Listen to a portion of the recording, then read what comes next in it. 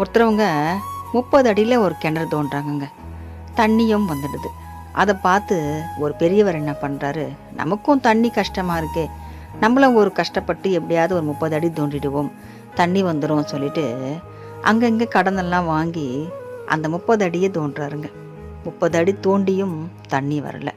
சரி 40 அடி தோன்றாரு, அப்போவும் தண்ணி வரல.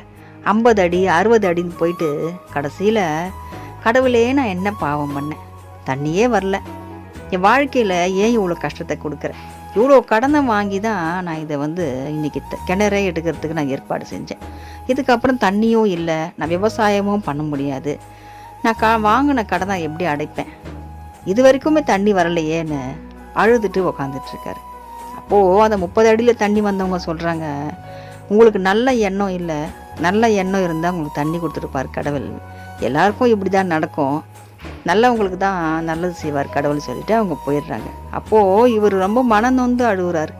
கடவுளே நான் என்ன பாவம் பண்ணேன், எனக்கு நல்ல எண்ணம் இல்லையா, விவசாயம் பண்ணி 4 பேருக்கு உதவியாக இருக்கலான்னு நான் நினச்சேனே, என் வறுமையை போக்குறதுக்கு நீயும் என்னை கைவிட்டுட்டியா அப்படின்னு அழுகுறாரு.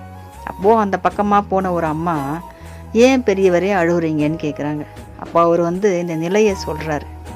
சரி, இத்தனை அடி தோண்டிட்டீங்கல்ல, இன்னும் ஒரு 5 அடி தோண்டு, தண்ணி வந்துடும்னு சொல்கிறாங்க. இவ்வளோ நாள் நான் தோண்டினதுக்கே எனக்கு கடன் வாங்கி தான் நான் பண்ணேன், அவங்களுக்கு கொடுக்கறதுக்கு பணமும் என்கிட்ட இல்லை, இன்னும் 5 அடி தோண்டுறதுக்கு யார் வருவாங்க, எப்படி போய் நான் அவங்கள கூப்பிட்டு வருவேன்னு சொல்கிறாரு. சரி, ஏதாவது ஒரு சமாளித்து எங்கேயாவது வாங்கி இதையும் செஞ்சிடு அப்படின்னு சொல்கிறாங்க. அவரும் அங்கே இங்கேன்னு திரும்பவும் கடன் வாங்கி அந்த 5 அடியே தோன்றார். அந்த 5 அடி தோண்டியும் தண்ணி வரலங்க. அப்போ தான் அந்த பெரியவர் கடவுள் நினச்சி மனம் நொந்து போய் அழுகுறாரு. உள்ளே இருந்து ஒரு குரல் கேட்குதுங்க. அந்த தோண்டிட்டு இருக்காங்க இல்லையா, அவங்க எல்லாம் குரல் கொடுக்குறாங்க, உள்ளே ஒரு பெரிய பொருள் இருக்குது, நாங்கள் அதை மேலே எடுத்துகிட்டு வரோம் அப்படின்னு. மேலே எடுத்துகிட்டு வந்தால் அதுதாங்க புதையல் அவருக்கு. அதில் திறந்து பார்த்தோன்னே பொற்காசுங்களும் நிறைய பணமும் ராஜாக்களோட நகைகளும் நிறைய இருக்குது. அரசாங்கத்தில் கொண்டு போய் அவர் ஒப்படைச்சிடுறாரு.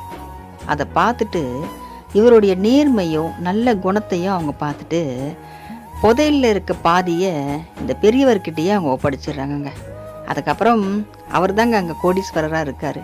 கடன் வாங்கி கிணறு வெட்டுறாரு. இப்போது பல்லாயிரம் பேருக்கு கிணறு வெட்டித்தர அளவுக்கு அவர் உயர்ந்திருக்காருங்க.